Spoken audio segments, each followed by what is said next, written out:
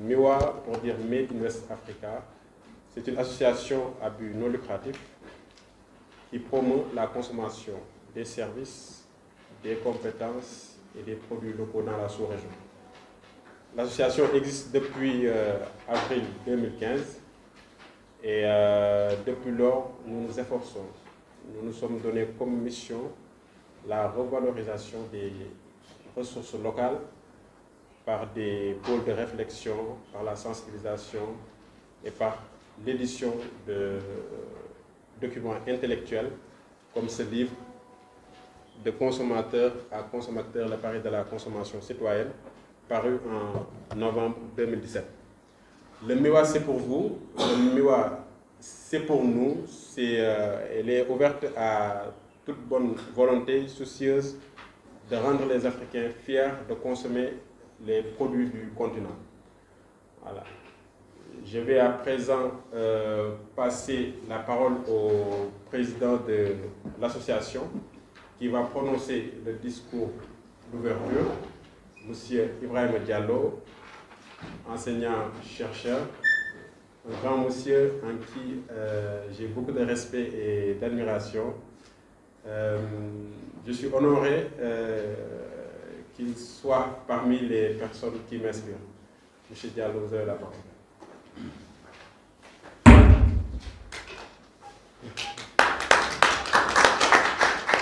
Merci, M. Guénou Babacar. Monsieur le vice-président du MIWA, professeur Mohamed Diallo, Monsieur le secrétaire général, Dr Sambala Obegay, éminent conférencier, Dr Alun Dion, Dr Khanim Bamba Diagne, honorables invités, en vos titres, grades et qualités, illustre assemblée, distingués participants, chers membres, mesdames, messieurs. Nous adressons nos sincères remerciements à tous ceux qui ont participé à l'organisation de ce symposium pour cette belle opportunité qu'il nous donne d'échanger sur des problématiques pertinentes de l'heure. Donc cette équipe du MIWA a su réunir des esprits parmi les plus brillants à cette fin. Nous comptons sur votre diligence, éminents experts, car l'exercice auquel l'association Made in West Africa, MIWA, vous soumet constitue une modeste contribution sur les thèmes aussi variés et riches que la place des effets made in dans l'économie immédiate et la planification de la transformation structurelle par l'approche économie immédiate. Permettez-nous, en notre qualité de président du MIWA, de mettre à profit cette intervention pour axer nos propos sur la nature et l'essence de notre association.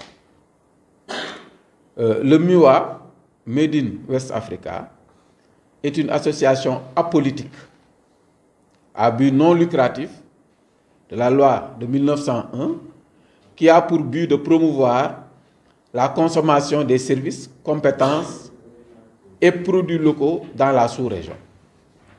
Donc, elle a vu le jour à la suite d'une assemblée constitutive qui s'est tenue le 11 octobre dans les locaux de l'IFAN, l'Institut africain d'Afrique noire, avec la présence de 14 membres fondateurs.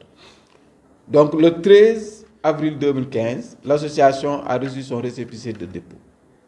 Elle avait son siège à Ouest Foire, dans la région de Dakar. Donc, la vision du MIWA, c'est à l'horizon 2040 de rendre l'Africain fier de consommer les produits du continent pour l'essentiel des biens et services de substitution aux importations. Donc, quelles sont les préoccupations du MIWA? Nous savons tous que le Sénégal a déroulé depuis des décennies des programmes aussi ambitieux les uns par rapport aux autres pour le développement de son économie. Toutefois, l'inscription de cette ambition dans le champ des possibles est rendu aléatoire par le fait qu'il contraste avec la faible vitalité de notre marché intérieur, malgré d'énormes potentialités sur lesquelles il pourrait se fortifier d'une part, et l'extraversion de nos comportements de consommation d'autre part. En effet, la balance commerciale du Sénégal est largement déficitaire. Les importations doublent quasiment les exportations, avec des valeurs respectives de 5 378 milliards de francs CFA et de 4 000 en 2022 et de 4 494 en 2020, soit une hausse durant cette courte période de 20%. Avec la crise économique mondiale, certains produits importés ont doublé en valeur. La demande intérieure s'élève à plus de 9 000 milliards de francs CFA, dont plus du tiers s'adresse au marché étranger, ce qui constitue un manque à gagner considérable. Le tableau est encore plus sombre si on considère le degré de dépendance de notre économie dans les secteurs à forte valeur ajoutée, que sont le tertiaire moteur et le secondaire. L'essentiel des exportations porte sur des produits tels que les poissons frais de mer, les produits pétroliers, l'or non monétaire, le ciment hydraulique et l'acide phosphorique. Alors que les importations, elles, portent sur une incommensurable plateforme qui va des produits pétroliers aux matières plastiques artificielles, en passant par l'essentiel, excusez-moi, des produits manufacturés de pointe ainsi que des produits alimentaires. Par ailleurs, le contexte économique international est marqué par la frilosité des économies du Nord, une frilosité qui, combinée à l'essor des pays émergents, favorisés par la mondialisation, incite de plus en plus à un repli commercial des pays avancés. Il va sans dire qu'une telle dynamique n'augure pas des lendemains meilleurs pour les pays aussi endettés que ceux de la sous-région. Il ressort de ce sombre tableau la nécessité de réformer en profondeur les politiques publiques et de changer les comportements de consommation des populations qui, présentement, ne militent que faiblement en faveur d'une vitalisation des prestataires et producteurs locaux. L'économie sénégalaise demeure en effet fragile et des doutes, somme toute légitimes, se font jour quant à sa capacité à rendre dans son état actuel les conditions de vie des populations meilleures dans le moyen et le long terme. Les réflexions et les actions de l'association Made in West Africa s'inscrivent dans la recherche des voies et moyens qui permettront de changer la donne dans un cadre sous-régional économiquement plus viable. Refusant le fatalisme, se disant sceptique quant à la capacité de la politique systématique de la main tendue, dont prêts, apports humanitaires, aide alimentaire, etc., à tirer nos économies de l'ornière, ces membres, les membres du MUA, conjuguent leurs efforts pour produire une expertise sur le Made in West Africa, à même d'inspirer les politiques publiques et de nourrir des démarches favorisant le changement de comportement des populations. Pour une meilleure considération des produits, services et savoirs locaux. Les membres de l'association pensent également que même si le Made in West Africa est loin d'être une panacée susceptible de résoudre tous les maux auxquels leurs pays sont confrontés, il n'en demeure pas moins qu'il s'agit d'une voie qui comporte des réponses appropriées à divers problèmes endémiques tels que la pauvreté, le chômage endémique, l'exode rural, l'immigration clandestine, la préservation de l'environnement, les questions de santé publique, la malnutrition, le diabète, les AVC, etc. Plusieurs axes de réflexion sont développés dans le cadre du MUA et nous intéresse dans le cadre des réflexions qui sont menées. À savoir, par exemple, les réflexions autour de problématiques essentielles du MUA dans le cadre de la recherche documentaire. Sont traitées ici les contributions qui concernent l'existant bibliographique sur le Made in Africa, donc d'identifier et d'entreprendre des discussions critiques sur les thèmes, les thèses, les mémoires, ouvrages et autres qui parlent de Made in West Africa afin d'en informer les populations, les majorités pour le besoin de leur permettre de mieux comprendre les problématiques du consommé local.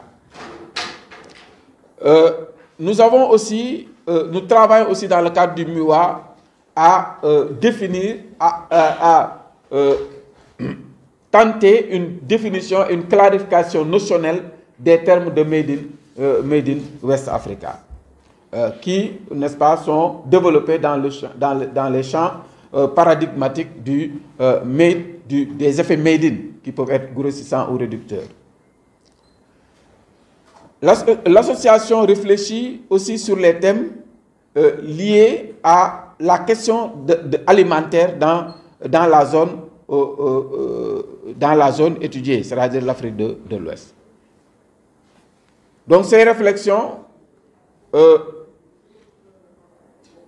concernent la situation alimentaire, notamment celle qui a pour objet de discuter des facteurs socio-culturels, socio-économiques et sociopolitiques qui impactent sur les habitudes alimentaires de la nouvelle politique de l'État dans le domaine de l'autosuffisance en riz, de l'état des lieux des cultures vivrières, des questions nutritionnelles, de la question de l'alimentation bio, etc. Les réflexions portent aussi sur la protection de l'environnement. Aujourd'hui, nous avons une population évaluée à 18 millions d'habitants, répartis dans 197 000 km², qui s'active essentiellement dans le secteur agricole. Donc, elle fait face à une dégradation de l'écosystème qui est due, entre autres facteurs, à la pauvre diversification de l'agriculture, à l'érosion des sols, etc. Donc, des études réalisées dans le cadre de ce champ discursif tentent de proposer des méthodes qui permettront de concilier une préservation de l'écosystème à une agriculture rentable, diversifiée et suffisamment compétitive pour limiter l'importation des produits alimentaires pour satisfaire un modèle occidental d'alimentation. Les réflexions portent aussi du MUA sur les questions de santé publique et les questions qui sont liées, n'est-ce pas, au Made in West Africa. Le commerce équitable aussi intéresse le MUA dans les problématiques qui sont étudiées, de même que, n'est-ce pas, le tertiaire au service d'un développement. Puisque, comme vous le savez, le Sénégal est un pays qui est bien doté dans le domaine tertiaire, avec le capital humain, etc., mais qui malheureusement n'est pas assez exploité dans le sens d'optimiser les retombées économiques au niveau national. Le MUA aussi, au-delà des problématiques qui sont étudiées, s'intéresse à des services à la communauté. Ce sont des actions qui sont menées pour aider les populations à mieux comprendre les problématiques, mais aussi à prendre des dispositions, mettre sur pied des projets qui les aident à apporter des réponses aux problèmes qui leur sont posés. Et nous avons, au-delà, fait des publications dans le cadre du MUA. Nous avons publié un ouvrage intitulé « Du consommateur au consommateur, le pari de la consommation citoyenne », comme l'a soulevé tout à l'heure M. Guenne. Nous avons publié aussi une brochure, la brochure territoriale de Yen, qui relève de marketing territorial pour aider la collectivité territoriale à avoir un outil d'action qui lui permette d'aller chercher des partenaires dans le cadre des PPP, les partenariats publics-privés. Le MUA aussi compte des partenaires comme le Convivium Slow Food, GIPSVAR, l'IAM, l'Institut Africain de Management, la Fondation Rosa Luxembourg, qui a eu à accompagner l'association. Pour terminer, nous remercions chaleureusement nos chers conférenciers, Dr Alioune Dione, pour n'est-ce pas, les idées prolixes qu'il développe, mais aussi sa capacité d'innovation, puisque comme vous le savez, l'économie immédiate est un concept qu'il a formulé, qu'il a proposé, qu'il défend, et qui nous semble être un élément de MUA, puisque c'est un Sénégalais que nous respectons dans le milieu intellectuel, qui respecte ses idées, qui fait respecter ses idées, qui développe des arguments, n'est-ce pas, scientifiques dans le monde scientifique, et qui adhère, ses collègues, dans un contexte où la discussion, la critique, n'est-ce pas, les critiques sont les bienvenues pour aider, n'est-ce pas, à consolider ce paradigme de l'économie immédiate. Aussi, nous remercions notre cher ami, collègue, avec qui nous partageons souvent des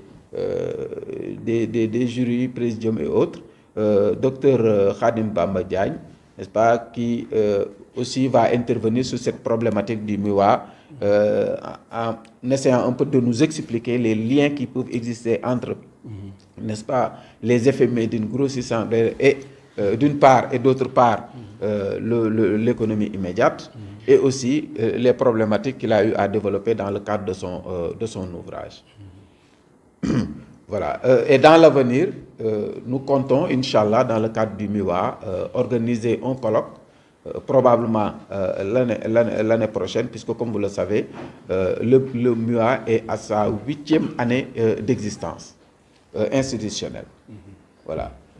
Et avant de terminer, peut-être informer les Bas et les Sérères qu'à la suite de ce symposium, nous aurons un cocktail dînatoire d'or. Donc nous sommes arrivés au terme de notre présentation et nous déclarons ouverte le symposium et vous remercions de votre attention. Merci, M. Diallo, pour ce brillant discours qui révèle avec pertinence pourquoi du MUA, les champs d'action du MUA, la situation économique du pays et les perspectives de développement du Sénégal. À présent, je vais présenter Dr Alioune Dione, notre premier conférencier. Il est titulaire d'un PhD en politique de développement, d'un master de recherche en management public et stratégie de développement à l'université Senghor à Alexandrie, praticien de politique publique et planificateur. Il a exercé les fonctions respectives de coordonnateur de la cellule de planification des études et du suivi, évaluation et de conseiller technique de département au ministère de la Femme, de la Famille, du Genre et de la Protection des Enfants de 2014 à 2022. Il est aussi enseignant associé à l'Université Alioune Diop de Bambey, à l'Université Cheikh Ahmadou Bamba, entre autres, et l'auteur du livre La planification de la transformation structurelle par l'approche économique immédiate, lequel fera l'objet d'une séance de dédicace à la fin du symposium. Monsieur Dione, vous avez la parole. Merci beaucoup, M. Diène. Bonjour, chers amis et collègues, professeur Khadim Bamba Diagne et docteur Khadim Bamba Diagne et docteur Ibrahima Diallo. Bonjour, chers participants au débat. Nous vous remercions de votre présence. Cela dit, vous me permettez d'abord de remercier particulièrement les deux éminents enseignants-chercheurs, Khadim Bamba et Dr Ibrahima Diallo. Vous allez comprendre pourquoi j'insiste à les remercier particulièrement. c'est surtout par rapport à ce qui nous réunit ici, à savoir la quête du savoir, la recherche de la connaissance. L'ouvrage qui constitue le prétexte de la conférence a beaucoup tiré des travaux de recherche de ces deux éminents chercheurs.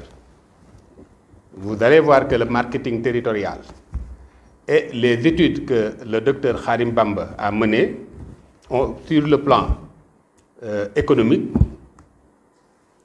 nous ont permis de conceptualiser la mise en œuvre de cette approche. Raison pour laquelle je les remercie particulièrement et comme vous le savez, Khadim Bamba en est le préfacier et la personne qui m'a surtout encouragé à finaliser ce travail, qui était juste un petit papier de recherche au début. Alors quand je lui ai soumis, il m'a encouragé, il l'a relu et c'est ce qui m'a amené à produire cet ouvrage qui en réalité va être une trilogie par un autre qui sera la réalisation d'une économie de suffisance et les économies immédiates et l'équilibre international. Donc c'est une trilogie dont la première parution est la planification de la transformation structurelle.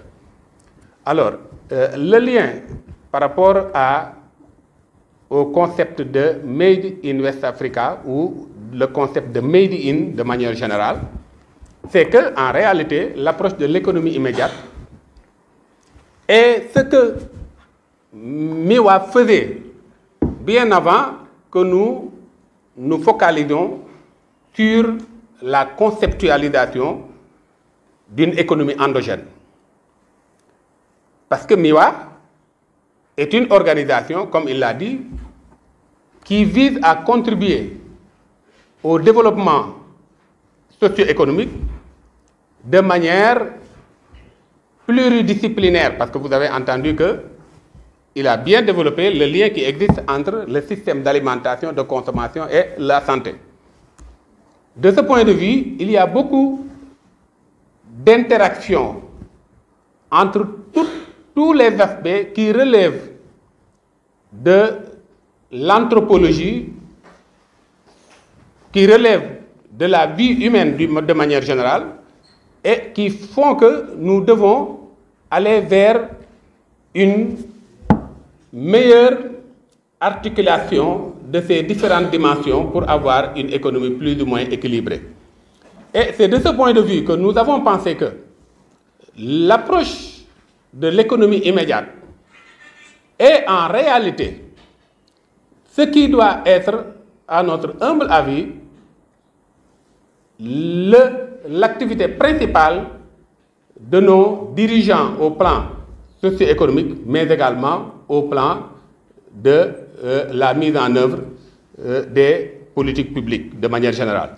Et c'est à ce niveau que nous devons savoir que l'économie immédiate est d'abord un benchmark. Pourquoi c'est un benchmark? Parce qu'on a été inspiré par un modèle.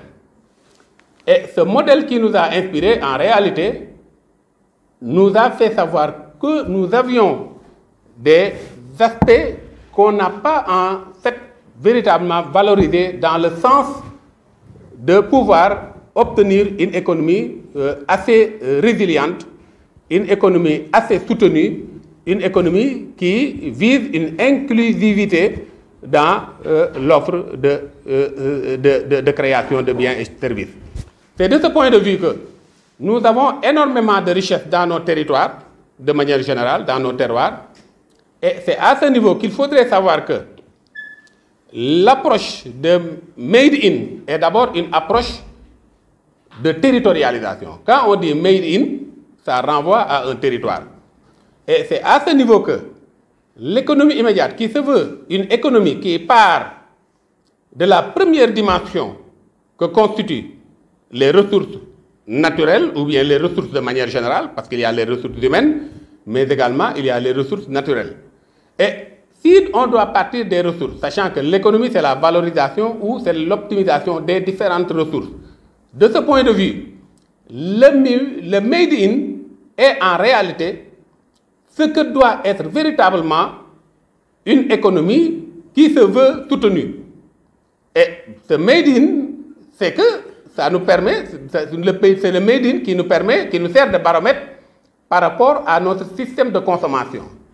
Si nous constatons que l'essentiel de ce que nous consommons, en appréciant la qualité, en appréciant la valeur, on se rend compte que pour l'essentiel, le made in est assez extraverti, le made in ne ressort pas de notre territoire.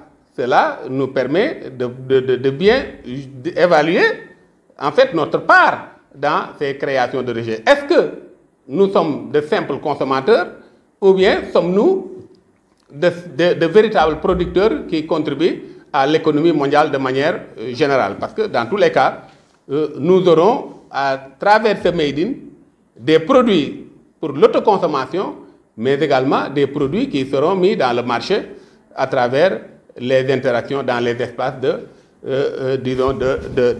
commercialisation. Donc, de ce point de vue, l'économie immédiate se veut une économie qui part d'abord de la notion de territoire ou terroir. Pourquoi je dis terroir? Parce que tout simplement, l'origine de terroir est, disons, agro-silvopastorale. Et c'est de ce point de vue que nous avons remarqué que pour l'essentiel des segments de consommation, nous utilisons souvent dans l'approche de l'économie immédiate les grands segments de consommation. Autrement dit, dans l'économie, l'essentiel des produits que nous commercialisons et que nous consommons relève de ce secteur primaire. Et par conséquent, l'ensemble des produits qui sont dans les territoires sont des produits de terroir.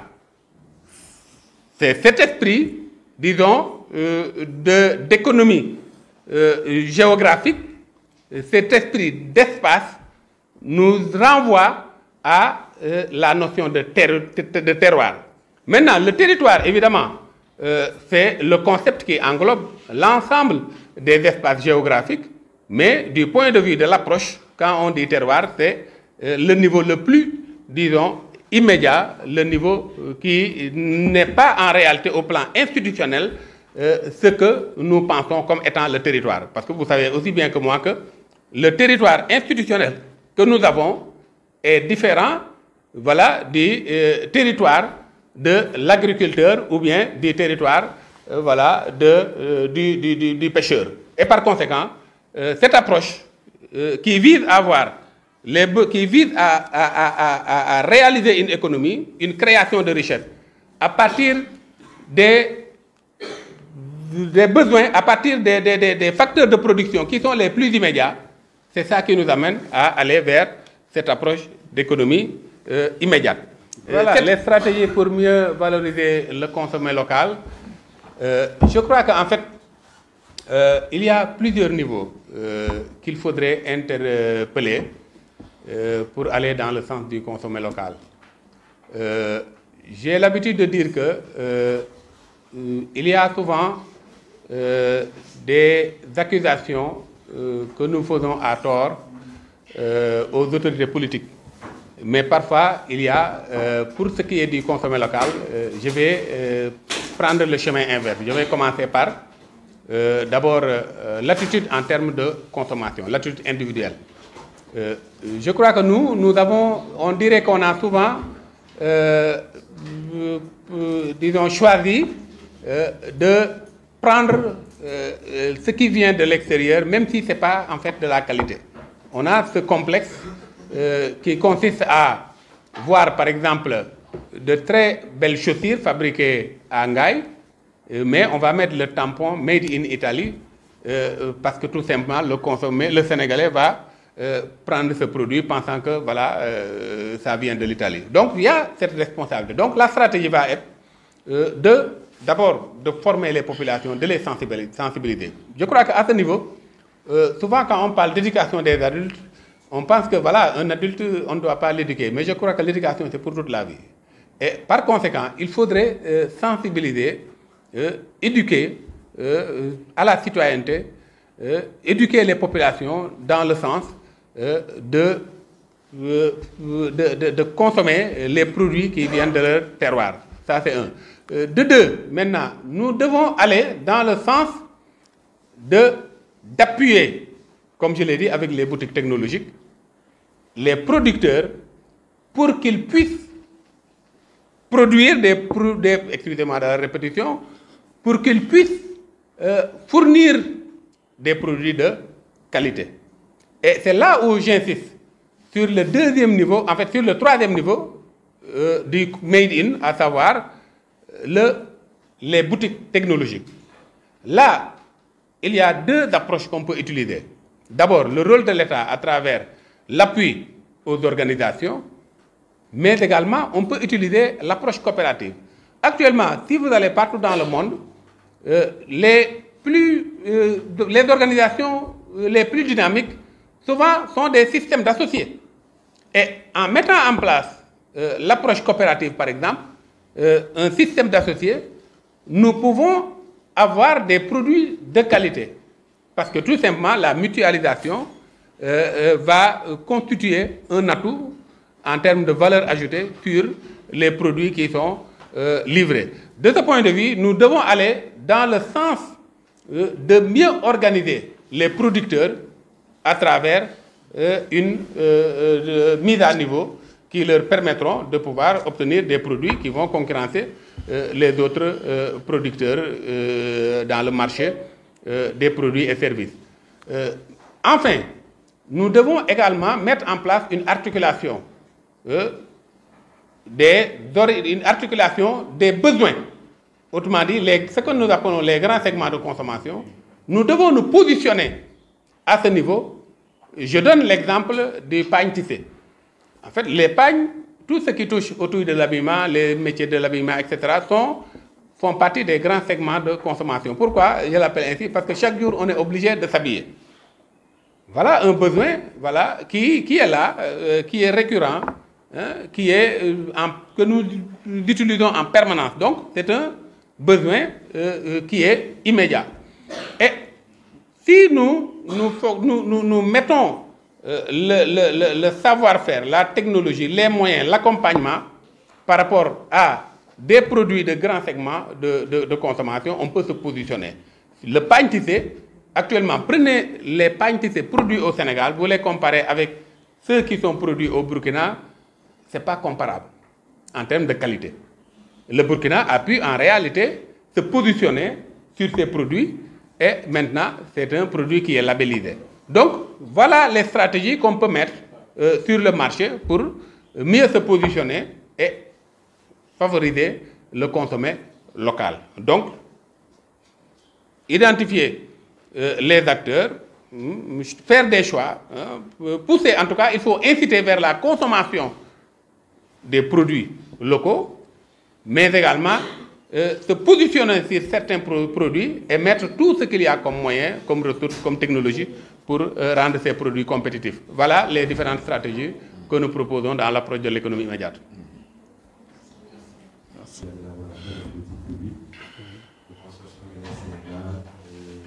J'appuie également dans la mise en œuvre de la délégation de services publics et puis également un projet sur l'éducation populaire au plan national. Moi, je souhaiterais qu'on revienne un peu sur le processus, notamment d'élaboration des politiques publiques. Parce qu'on se rend compte que les politiques publiques, aujourd'hui, ne sont pas des plus représentatives des réalités socio-économiques des populations. Est-ce qu'il n'y a pas lieu de repenser vraiment le processus d'élaboration, comment on engage les jeunes, comment on engage également les communautés, de sorte à ce que ce soit vraiment des politiques d'impact qui pourront vraiment assurer une transformation des choses. Et également, comment on arrive à faire en sorte que cela puisse prendre en compte toute sa place dans l'économie immédiate. C'est là ma préoccupation.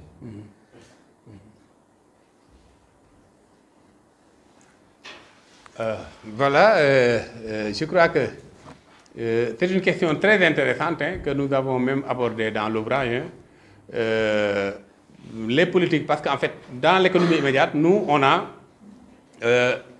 proposé plusieurs, disons, dimensions. D'abord, il y a la dimension création de richesse en tant que telle, qui est au niveau individuel, c'est-à-dire on peut prendre par exemple les producteurs. Quel est le système de production qui s'adapte à l'économie immédiate, qui nous permet de dire que vous êtes dans l'économie immédiate. Ça c'est un. Il y a également le niveau, disons, politique publique centrale, au niveau central d'abord, les orientations de l'État, mais il y a le niveau politique public, en fait, il y a le niveau organisation communautaire.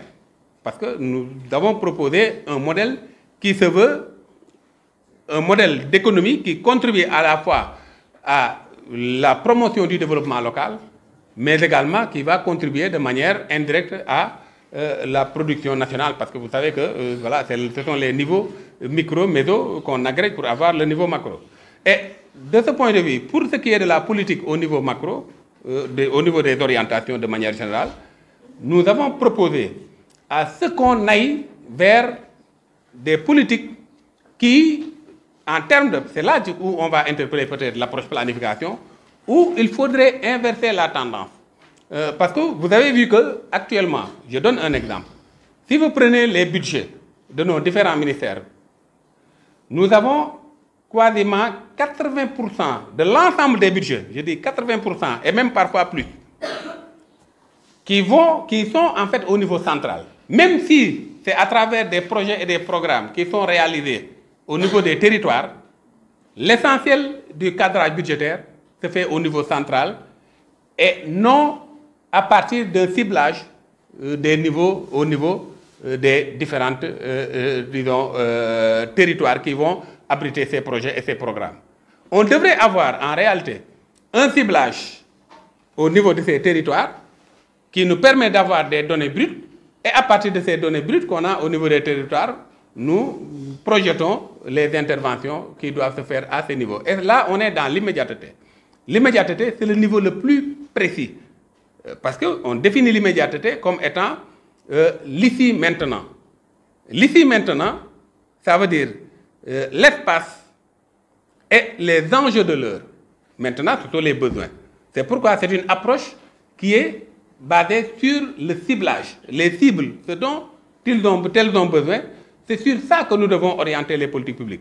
Donc si on a des politiques publiques qui vont dans une rupture, au lieu d'avoir une centralisation excessive, nous pourrons avoir des politiques qui seront en phase avec l'orientation présentement de ce qu'on appelle le budget programme, qui est une approche cible, mais également nous serons en phase avec ce qu'on appelle la gestion axée sur les résultats. Vous savez que la gestion axée sur les résultats considère l'aspect le plus important à partir de l'effet.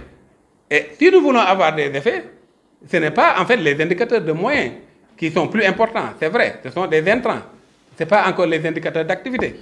Ce n'est pas non plus les indicateurs de résultats, mais c'est plutôt les indicateurs d'effet. Et pour avoir des effets, c'est sur la base de la perception des usagers. Donc les politiques publiques doivent être menées au plan de la planification de manière itérative. Prendre les données à la base comme socle et dégager maintenant les orientations à partir du sommet. Donc cette interaction entre le sommet et la base, c'est à ce niveau qu'il faudrait véritablement agir pour adopter une rupture avec cette centralisation du budget et des moyens qui font qu'on ne ressent pas souvent l'impact. Donc c'est ça la rupture, à mon avis, fondamentale que nous devrons mener pour aller vers des politiques qui sont en phase avec l'économie immédiate, qui veut dire une économie basée sur les cibles, une économie qui vise le niveau le plus proche. C'est ça l'immédiateté. Quand quelque chose est dans l'immédiat, il est évident que vous pouvez être dans la disponibilité de pouvoir réaliser ce dont vous vivez. Merci beaucoup, monsieur le modérateur, et vous me permettez de remercier Dr Diallo et aussi Dr Aline John de m'avoir invité à participer à cet après-midi d'échange de connaissances sur un thème extrêmement important. Je pense que parler de l'économie immédiate j'ai eu un jour l'opportunité, sur un article qu'on avait fait avec Alun et Cheikh Gueye, d'avoir rencontré une autorité qui voulait que je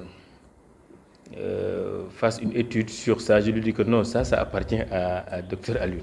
Il faut essayer de voir Dr Alun parce que c'est un concept extrêmement intéressant. Et quand j'ai vu la profondeur et l'importance de ce concept-là, surtout pour les pays en développement, comme le Sénégal, je me suis dit qu'il faut qu'on puisse développer en profondeur ce genre d'idées afin de régler un problème. Parce que quand vous allez... le problème que nous avons au Sénégal, c'est que nous avons subi la colonisation à tel point que nous versons nos regards que du côté de l'Occident. Et je vois qu'à l'Orient aussi, surtout à l'Extrême-Orient, il y a une façon de voir les choses, une façon de faire une économie qui me semble être extrêmement importante et qui s'approche plus de l'économie africaine que l'économie occidentale. Parce que l'économie occidentale est vraiment différente de ce que nous faisons. Vous allez dans les pays asiatiques avec la stratégie des child balls, des kairatsu, zaibatsu, la fameuse phrase de Mao Zedong qui disait que chaque Chinois reste dans son entourage et il faut manger les animaux que vous avez autour de vous. C'est pour ça que les Chinois mangent tout. Parce que l'idée c'était de vraiment savoir qu'à un lieu X, ce qui se trouve autour de toi, ce sont les ressources que vous devez consommer. Et je pense que donc travailler et acclimater l'économie immédiate pour le continent, pour le Sénégal, me semble être extrêmement importante. Maintenant, il y a un travail à faire pour que cette vision soit beaucoup plus acceptée par les autorités. Parce que nous avons une économie extravertie, tournée vers l'extérieur. Et si nous voulons régler le problème, et je travaille souvent sur les données, et quand j'ai vu le gap à combler au Sénégal, quand en termes de riz, on a besoin de 1 300 000 tonnes de riz pour combler le gap, de blé, on a besoin de 700 000 tonnes, maïs, 380 000 tonnes, huile végétale, 211 000 tonnes, poisson même. Maintenant, le poisson, on l'importe. On importe 291 000 tonnes de poisson. Les œufs, le gap, il nous reste 46 183 000 œufs pour combler le gap. Les produits carnés, 18 000 tonnes. Les produits laitiers, 26 000 tonnes. En tout et pour tout, ça nous fait un déficit commercial de 5 000 milliards. Parce qu'un déficit commercial de 383 milliards et un déficit de la balance de 5 000 milliards. Parce qu'on est au niveau d'importation de 10 700 milliards et au niveau d'exportation de 5 300 milliards. Mais au niveau des produits alimentaires, le déficit est de plus de 390 milliards. Ça veut dire que, de deux choses l'une, ou qu'on commence à réfléchir sur cette transformation structurelle qu'on peut atteindre avec l'économie immédiate. Cette transformation structurelle, ce n'est rien d'autre que mettre en place une chaîne de valeur intelligente. Quelque part, raisonner avec la théorie du circuit court pour pouvoir, dans chaque zone, parce que d'habitude dans l'histoire économique même, quand vous visitez les premières mains d'Adam Smith, de David Ricardo, tu vois que même le commerce international, c'est quand les pays développés ont commencé à avoir un excès de production. Mais l'idée, ce n'était pas de commercer, l'idée, ce n'est pas de vendre. L'idée, c'est de produire pour sa propre consommation. Donc, le fait de vendre l'excès, c'est juste quand les gens ont constaté que, par mesure de sécurité, avec les guerres, avec les inondations, ils ont commencé à stocker certains produits. Et après, quand le stock, maintenant, l'année qui suit, tu as encore un nouveau stock, il faut écouler ce stock-là. Et c'est là qu'on a commencé à exporter. Et donc, malheureusement, chez nous, quand Vietnam avait un excès de production de riz, les Français nous ont imposé le riz. Et jusqu'à présent, maintenant, le riz est devenu notre aliment de base. Parce qu'il y avait trop de riz au Vietnam. Les Français colonisaient ces deux pays-là. Ils ont décidé que cet excès soit vendu en Afrique. Et c'est la relation que nous avons avec le riz. C'est pour cela que nos grands-parents ne connaissaient pas le riz. Maintenant, nous sommes dépendants du riz.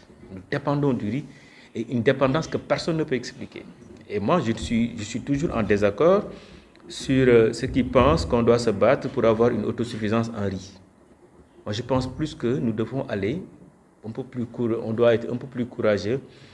Essayer de voir comment développer une éducation alimentaire. Pousser les gens à manger autre que le riz. Parce que je pense que le premier médicament de la personne, c'est son alimentation. Et vous allez dans les pays qui exportent le riz, c'est le stock qu'ils exportent, ce n'est pas le riz neuf. Et même le riz neuf que nous produisons au Sénégal, nos femmes disent que oui, il y a un problème parce que oui, le teneur en eau est extrêmement important. Si tu le cuisines, ça crée tellement de problèmes. Parce qu'ils ont tellement l'habitude de préparer un riz qui a 2 ans ou 3 ans après sa production, que quand le riz est neuf, elles ont du mal à s'adapter. Parce que le riz neuf, ça se digère facilement parce que le contenu en eau est extrêmement important. Maintenant, les autres, quelque part, stockent ce riz-là parce que je faisais un travail avec des Saoudiens qui analysaient le niveau de diabète au pays lié au riz qui venait du Pakistan. Et c'est là, je faisais partie de ceux qui devaient évaluer ce travail-là, c'est là où j'ai vu que le riz importé, donc, avait au minimum, c'est-à-dire que de Pakistan en Arabie Saoudite, 3 ans d'existence. Ça veut dire que donc, si c'est pour les pays africains, les gens ça peut dépasser les 5 ans. Et on est obligé même parfois de mettre du parfum pour pouvoir, quelque part, gérer la qualité. Parce qu'il faut qu'on mette des produits afin que le riz puisse durer encore plus longtemps.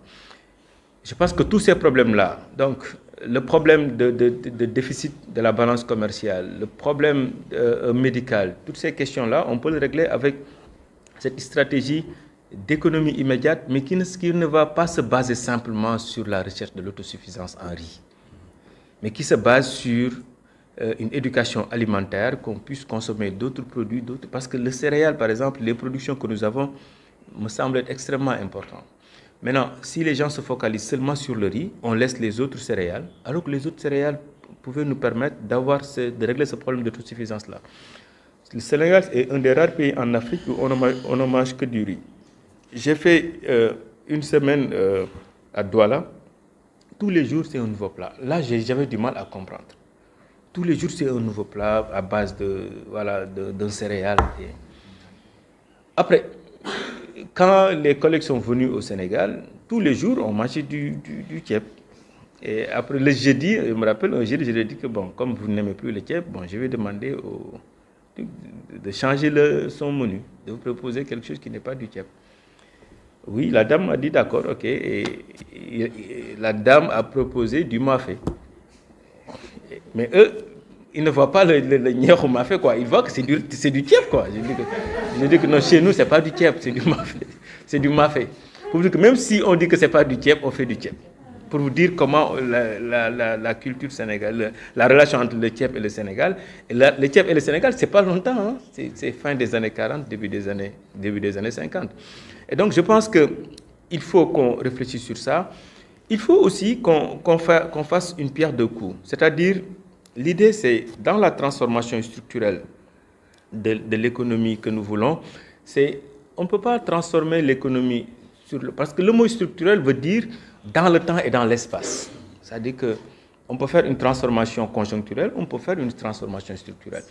Maintenant, cette transformation structurelle, la transformation qu'on doit faire de l'économie dans le temps, l'idée, c'est avant tout de régler un problème, les inégalités, la pauvreté dans nos pays. Parce que le Sénégal, quoi qu'on puisse dire, nous sommes un pays pauvre, très endetté. Au Sénégal, presque 75% des populations ont moins de 100 000 francs par mois. 75%. Donc il n'y a que 25% qui gagnent plus de 100 000 francs par mois. C'est-à-dire que la population est très vulnérable. Et beaucoup de jobs que nous avons au Sénégal, ce sont des jobs vulnérables. Aujourd'hui, il y a des gens qui travaillent tous les jours, et je le dis souvent, ceux qui travaillent plus, c'est ceux qui gagnent moins. Okay? On travaille plus, il y a des gens qui travaillent de 8h à 20h avec des salaires de misère. Maintenant, comment faire? Parce que la réflexion c'est comment faire pour que celui qui gagne 75 000 francs par mois puisse assurer ses 3 repas quotidiens. Pour moi, c'est la question de recherche qu'on doit régler. Une fois qu'on arrive à régler cette question de recherche-là, comment faire pour que celui qui gagne 75 000 francs puisse prendre son petit déjeuner, son déjeuner et son dîner. Et là, on ne peut le faire qu'avec une production importante des denrées de consommation alimentaire. Et là, pour moi, l'économie immédiate peut régler le problème parce que ça permet de réfléchir sur les circuits courts. Parce que ce qui rend les produits alimentaires chers, c'est parce qu'on utilise des circuits longs. Regarde par exemple le riz. Le riz à la porte du champ, au niveau de la vallée, au niveau du nord, à la porte du champ, le riz ne coûte absolument rien du tout. Mais son transport de la vallée à Dakar, c'est ce qui explose le prix. Alors, les commerçants te disent que quand ils achètent le riz au Vietnam, Pakistan, dans les pays asiatiques, ils peuvent acheter 15 000, 20 000 tonnes sur un bateau, un seul coup, et on achemine le riz à Dakar. Mais si c'est du riz qu'on doit acheter à la vallée, c'est des camions de 20 tonnes. Maintenant, combien de camions tu vas louer pour transporter ces 10 000 tonnes de Saint-Louis à Dakar? Donc le coût va être excessivement cher. Et quand le coût est cher, l'économie n'est pas productive. Et c'est ça le rôle de l'État. Ce qu'on attendait, par exemple, c'est que l'État puisse développer une infrastructure économique. Parce que nous avons des infrastructures. Aujourd'hui, le ministère de l'Infrastructure, cette année, a un budget de 550 milliards. Mais le problème, c'est qu'on fait des infrastructures parfois qui n'ont rien à voir avec les logiques économiques. Ça dit que maintenant, on peut essayer de régler le problème des plus vulnérables. Et au Sénégal, aujourd'hui, on n'en parle pas, mais les Indiens qui ont un problème d'espace commencent à venir au Sénégal, acheter des terres, commencer à faire des productions de masse. Senguinia, les gens pensent souvent que c'est des bâtiments, mais Senguinia, son chiffre d'affaires, c'est la production de la pomme de terre et de l'oignon. Mais toute la production est importée. Toute la production est exportée du moins vers l'Inde, parce que l'Inde c'est 1,4 milliard d'habitants. Il faut trouver maintenant des stratégies pour l'alimentation. Et je pense que donc, une fois qu'on commence à jouer sur ça, chercher les circuits courts, trouver des hommes d'affaires pour pouvoir collecter les productions, permettre aux populations, aux agriculteurs les plus vulnérables de ne pas perdre du temps à avoir des problèmes pour écouler leurs produits. Parce que si on est dans l'économie suffisante, on règle le problème de l'agriculteur, mais on doit régler le problème aussi de sa zone, de sa surface, de son quartier, de son village, ainsi de suite. Et la meilleure façon de régler un problème d'un agriculteur, d'un producteur, c'est de mettre à côté de son champ, c'est-à-dire un autre entrepreneur qui achète son produit. Aujourd'hui, vous voyez que toutes les grandes surfaces maintenant viennent en Afrique. Parce que simplement, en Europe, ces grandes surfaces sont concurrencées par Amazon. Qu'est-ce qu'Amazon fait? Amazon vient au niveau des agriculteurs. Ne bougez pas. Maintenant, Dr Diallo, vous voulez quoi? Dr Diallo dit ce qu'il veut. Ils vont l'acheter devant le champ de l'agriculteur. C'est-à-dire que des produits neufs et moins chers. C'est-à-dire que, or, Auchan va louer une grande surface, recrute un personnel. Donc, quel que soit le produit, il est obligé de mettre encore une marge bénéficiaire pour que son produit lui permette de payer ses coûts, l'électricité et tout. L'autre va acheter devant le champ. Donc, personne ne peut concurrencer Amazon. Mais Amazon règle le problème aussi de tous ces jeunes agriculteurs-là qui perdaient beaucoup d'argent et qui avaient du temps pour écouler le produit. Avec Amazon, c'est au niveau du champ. Et pour moi, toute la réflexion doit être à ce niveau. Et je pense que, comme on est en 2024, on prie pour que le prochain président de la République puisse lire ce livre-là. Et je pense que ça peut être extrêmement intéressant pour cette souveraineté alimentaire que nous cherchons. Mais cette souveraineté alimentaire, ce n'est pas toujours une autosuffisance en riz. Mais pour moi, la réflexion, c'est d'avoir une autosuffisance en termes d'alimentation, mais qui ne se base pas simplement sur le riz. Parce que je ne sais pas ce que le riz nous apporte en termes de nutriments importants, mais je pense qu'il y a d'autres éléments, d'autres aliments qui peuvent nous aider. Et là, ça peut permettre et de jouer sur la santé et de jouer aussi sur la souveraineté économique. Je vous remercie.